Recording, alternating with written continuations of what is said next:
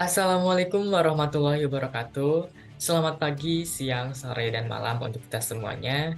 Sebelumnya saya ucapkan terima kasih kepada Bapak Dr. Rafiq Julkarnain MPD selaku dosen pengampu dari mata kuliah Metodologi Penelitian Matematika. Dan sebelumnya izinkan memperkenalkan diri, nama saya Muhammad Lutfi Ajiz dengan NPM 211063105079 dari kelas 5C. Di sini izinkan saya untuk mempresentasikan proposal penelitian yang sudah saya buat. Baik, akan ada beberapa hal yang akan saya bahas pada agenda presentasi kali ini, yaitu pendahuluan, rumusan masalah, tinjauan pustaka, hipotesis penelitian, metode penelitian, teknik pengolahan data, jadwal penelitian, dan manfaat penelitian. Judul penelitian yang saya ajukan yaitu Analisis Kemampuan Pemahaman Konsep Matematika serta Konsep Diri pada Siswa SMP kelas 8. Di sini terdapat pendahuluan, ada dua hal yang akan saya highlight, yaitu peran matematika sebagai bahasa universal dan yang kedua pentingnya pemahaman konsep matematika dan konsep diri pada tingkat SMP. Baik, di sini peran matematika sebagai bahasa universal. Matematika sendiri dianggap sebagai bahasa universal sehingga memegang peran penting dalam perkembangan intelektual dan kognitif siswa di tingkat SMP. Hal tersebut sesuai dengan apa yang dikatakan oleh Danzig dalam Dewi pada tahun 2015 mengatakan bahwa matematika dapat dipandang sebagai suatu bahasa yang disebut dengan bahasa sains. Bahkan matematika juga disebut sebagai bahasa universal. Oleh karena itu, manusia di seluruh dunia dapat menggunakan matematika untuk berkomunikasi meskipun memiliki bahasa yang berbeda-beda. Saat ini, fokus utama pembelajaran matematika bukan hanya terletak pada penguasaan konsep-konsep hard skill saja, tetapi juga melibatkan aspek soft skill, seperti konsep diri siswa. Nah, salah satu SMP di Karawang kelas 8 akan menjadi sasaran yang strategis untuk memahami hubungan antara pemahaman konsep matematika dan konsep diri siswa. Kemudian, di sini pentingnya pemahaman konsep matematika dan konsep diri pada tingkat SMP. Matematika sendiri muncul dari pemikiran manusia yang melibatkan ide-ide, proses, dan penalaran. Sehingga, matematika merupakan ilmu pengetahuan yang penting untuk dipelajari. Hal tersebut juga didukung oleh pendapatnya Masykur dalam Kurniawati dan Arta yang dikaji pada tahun 2020 yang mengungkapkan bahwa belajar matematika sama halnya belajar ilmu alat. Sehingga untuk mempelajari sains, teknologi, atau ilmu lainnya haruslah dapat menguasai ilmu dasar, yaitu matematika itu sendiri. Kemudian pentingnya matematika dalam konteks ini merambah ke dalam dimensi lebih luas. Matematika bukan hanya menjadi mata pelajaran yang diajarkan di ruang kelas, tetapi juga menjadi instrumen yang membentuk pola pikir dan sikap siswa terhadap tantangan dan ketidakpastian dalam kehidupan sehari-hari. Oleh karena itu, analisis kemampuan pemahaman konsep matematika pada tingkat SMP tidak hanya menjadi pertanda keberhasilan akademis, melainkan juga mencerminkan potensi pengembangan diri siswa. Kemudian, melangkah lebih jauh, keterkaitan antara kemampuan hard skill dan soft skill, khususnya dalam konteks pemahaman konsep matematika di tingkat SMP, menjadi esensi dari penelitian yang akan saya lakukan. Berdasarkan riset oleh Handayani pada tahun 2016, terlihat bahwa terdapat pengaruh yang signifikan terkait konsep diri terhadap pemahaman konsep matematika. Pemahaman konsep matematika yang baik menciptakan rasa percaya diri dan motivasi dalam menghadapi tantangan, sekaligus memberikan dasar untuk pengembangan soft skill seperti kemampuan beradaptasi, berpikir kritis, dan kreativitas. Dengan melihat fakta-fakta tersebut, penelitian ini mengusung konsep bahwa pemahaman konsep matematika kelas 8 di salah satu SMP di Karawang tidak hanya berkaitan dengan pencapaian akademis semata. Dengan merinci korelasi antara pemahaman konsep matematika dan konsep diri siswa, penelitian ini diharapkan dapat memberikan pandangan holistik dalam mengoptimalkan pembelajaran matematika di sekolah. Oleh karena itu, penelitian ini bukan hanya mencari jawaban terhadap sejauh mana pemahaman konsep matematika dapat ditingkatkan, tetapi juga bagaimana penguatan konsep diri siswa dapat menjadi kunci keberhasilan mereka di masa depan. Baik, selanjutnya di sini terdapat rumusan masalah. Untuk rumusan masalah sendiri ada 4 poin. Yang pertama, bagaimana tingkat pemahaman konsep matematika pada siswa kelas 8 SMP di Karawang. Yang kedua, bagaimana sih gambaran konsep diri siswa kelas 8 di SMP di Karawang. Kemudian, apakah terdapat hubungan positif antara pemahaman konsep matematika dan konsep diri siswa di salah satu SMP di Karawang. Kemudian, apa saja faktor-faktor yang mempengaruhi pemahaman konsep matematika dan konsep diri siswa di tingkat SMP itu. Baik, nah di sini juga tujuan penelitian. Penelitian ini sesuai dengan rumusan masalah yang tadi sudah saya jelaskan, yaitu maka tujuannya ingin dicapai adalah menganalisis kemampuan pemahaman konsep matematika siswa SMP kelas 8, sehingga diperoleh tujuan penelitian sebagai berikut. 1. Yaitu mendeskripsikan kemampuan pemahaman konsep matematika pada pembelajaran matematika. Kedua, menganalisis gambaran konsep diri pada siswa kelas 8 SMP di Karawang. 3. Menentukan apakah terdapat korelasi positif antara kemampuan pemahaman konsep matematika dan konsep diri pada siswa kelas 8 SMP di Karawang. Kemudian, mengidentifikasi faktor-faktor yang mempengaruhi kemampuan pemahaman konsep matematika dan konsep diri siswa di tingkat SMP. Baik, kemudian di sini ada tinjauan pustaka. Ada 3 hal yang menjadi pokok dalam tinjauan pustaka ini, yaitu yang pertama, pembelajaran matematika. Pembelajaran matematika merupakan suatu proses sadar atau terencana yang melibatkan interaksi antara guru dan siswa, gitu, untuk mencapai tujuan pembelajaran. Kemudian menurut Kamus Besar Bahasa Indonesia juga dijelaskan bahwa belajar ini adalah proses atau perbuatan yang membuat seseorang atau makhluk belajar.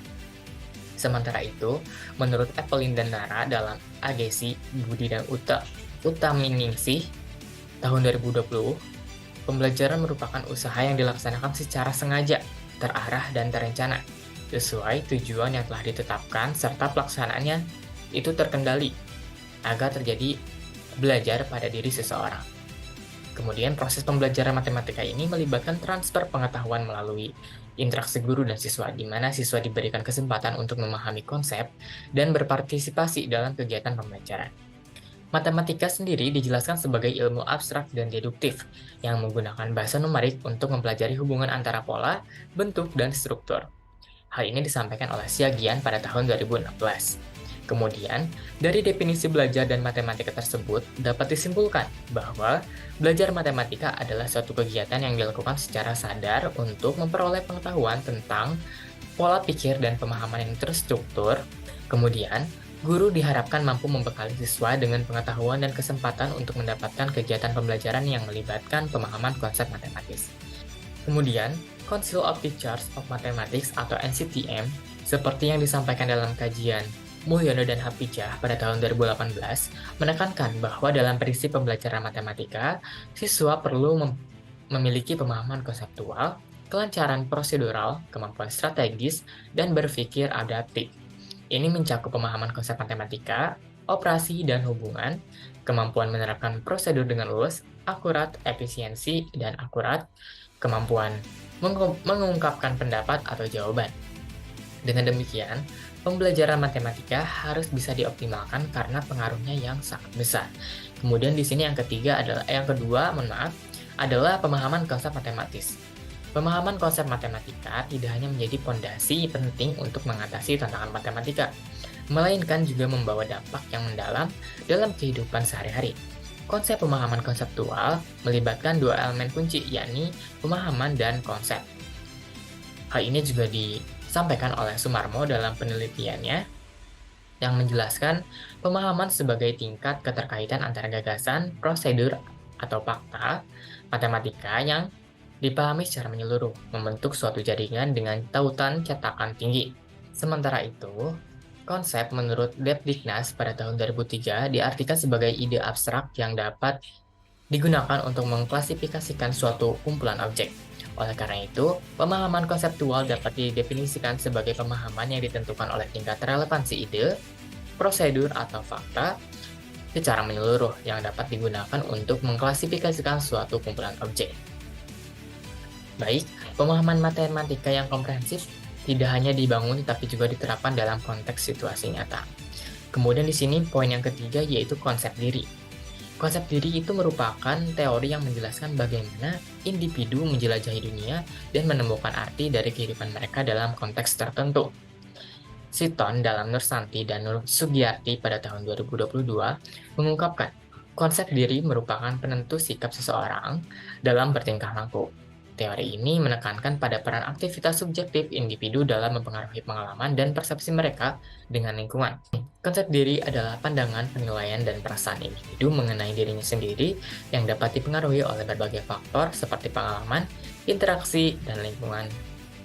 Kemudian, konsep diri positif menyangkut emosi seperti kebutuhan mendapatkan status atau harga diri, sukses dan mandiri, dan filsafat hidup. Sementara konsep diri negatif menyangkut emosi seperti marah, takut, cemas, dan perasaan buruk. Sehingga siswa haruslah mempunyai konsep diri yang positif sebagaimana yang dijelaskan oleh Sitanggang, Lani, dan Rajiansa pada tahun 2023. Individu yang memiliki konsep diri positif cenderung bisa bertahan dalam menghadapi masalah yang muncul. Sehingga penting bagi siswa untuk memahami dan meningkatkan konsep diri mereka untuk meningkatkan kemandirian, tanggung jawab, dan ketergantungan remaja mereka. Baik, di sini terdapat hipotesis penelitian. Berdasarkan landasan teori yang telah dijelaskan sebelumnya oleh saya, maka hipotesis yang akan diuji dalam penelitian ini adalah 1.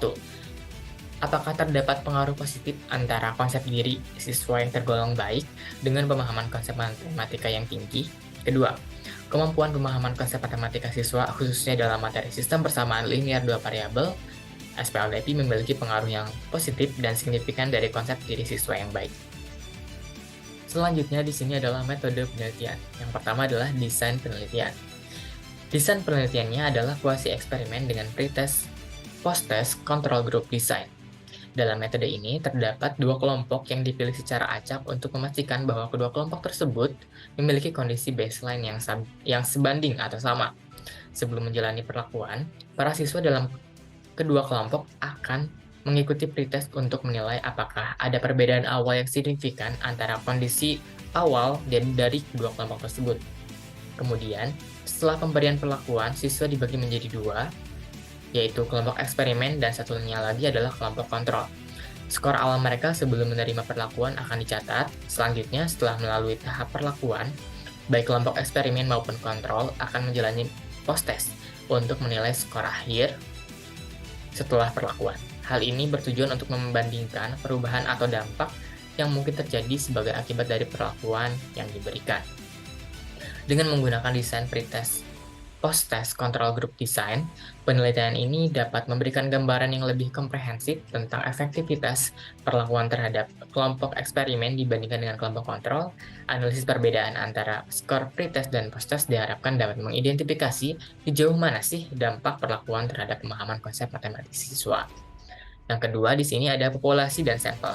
Populasi melibatkan seluruh siswa kelas 8 di Karawang, dan dengan sampel dua kelas yang dipilih secara acak. Instrumen penelitiannya yaitu tes pemahaman konsep matematika dan non-tesnya adalah angket konsep diri. Instrumen penelitian yang digunakan adalah tes pemahaman konsep matematika. Tes ini dirancang khusus untuk menyelidiki pemahaman siswa terhadap konsep matematika dalam menyelesaikan masalah-masalah matematika.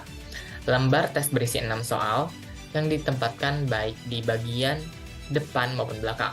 Penggunaan tes tertulis ini diharapkan dapat memberikan gambaran yang jelas mengenai sejauh mana sih siswa memahami konsep-konsep matematika yang diajarkan.